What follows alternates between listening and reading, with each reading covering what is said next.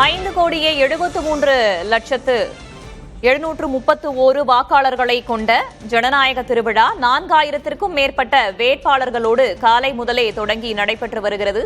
இன்னும் 2 மணி நேரம்தான் இருக்கிறது வாக்குப்பதிவுக்கான நேரம் நிறைவடைவதற்காக. தன்னுடைய ஜனநாயக கடமையை ஆற்றிவிட்டு நடிகர் வடிவேலு செய்தியாளர்களை சந்திக்கிறார். பார்ப்போம். வாக்குப்பதிவு பண்ணிட்டு இன்னைக்கு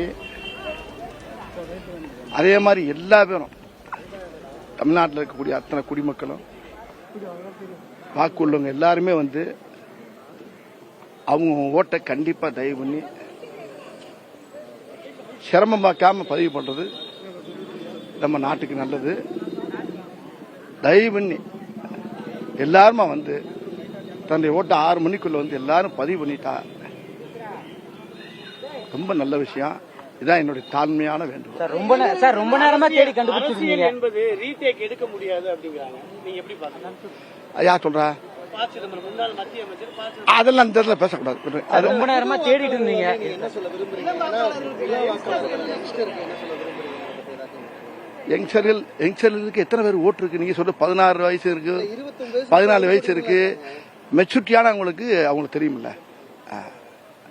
மெச்சூரிட்டி இல்லாதவங்களுக்கு நம்ம என்ன பண்ண முடியாது. சின்ன பிள்ளைங்க இருப்பாங்க. 17 வயசு பையனும் கத்துறான், 12 வயசு பையனும் கத்துறான். அட ஏன் என் பேரன் கூட கத்தான். எல்லாம் கத்தத்தான் செய்வாங்க.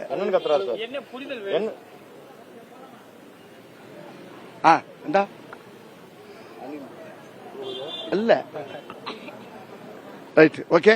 ரொம்ப நேரமா தேடிட்டு இருந்தீங்க. சின்னத்தை கண்டுபிடிச்சீங்களா? சின்னத்தை கண்டுபிடிச்சீங்களா? என்ன நேரமா தேடிட்டு இருந்தீங்களே. என்ன இப்ப எனக்கு கண்ணா கட்டு போச்சு.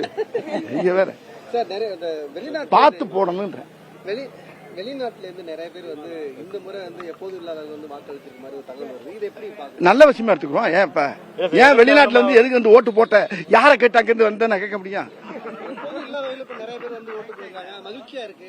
வரட்டு அது மகிழ்ச்சி தானே. நம்ம மக்கள் தானே, தமிழங்க தானே, தமிழ்நாட்டு மக்கள் தானே.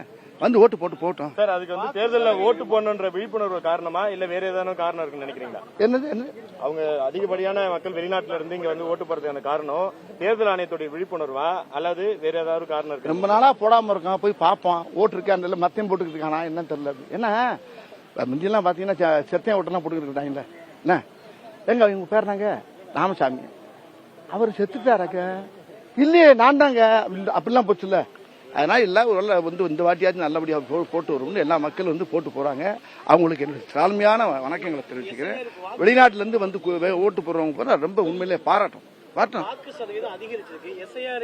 எவ்வளவு பேருக்கு இது வரைக்கும் 70 வந்திருக்கு. இருக்கு நல்ல பெரிய நல்லதானே இருக்கு. வரட்டும். பணிதான் காரணமா இல்ல இந்த வியாழக்கிழமை ஒர்க்கிங் டேல வச்சதுதான் காரணம்? சண்டேல வச்சோம்னா லீவ் போட்டு ஊருக்கு போயிருவாங்க, டூருக்கு போயிருவாங்க. ஒர்க்கிங் டேல வச்சிருக்காங்க. ஒரு வேலை நாட்கள்ல வியாழக்கிழமையில இன்னைக்கு வந்து தேர்தல். அதான் தேர்தல் ஆணையம் தெளிவா இருக்காங்கல்ல. நம்ம அதை பத்தி நம்ம பேசணும்னா தேர்தல் ஆணையம் நம்ம மேல கேஸ் போட்டு ஓ மேலையும் போட்டு ஏன் மேலையும் போட்டு வேணாம் கடையை முடியும். ட்ரிபிள் சி பத்தி ஒரு கருத்து என்ன? ட்ரிபிள் சி அப்படின்னு என்ன தெரியாது. நான் கலெக்ஷன் அது அதை விட தெரியாது.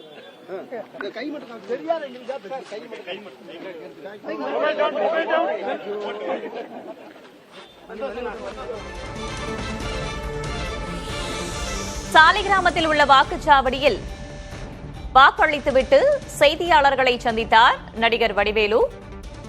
வாக்குப்பதிவு தொடர்பாக அவர் பல்வேறு கருத்துக்களையும் பகிர்ந்து கொண்டிருக்கிறார்.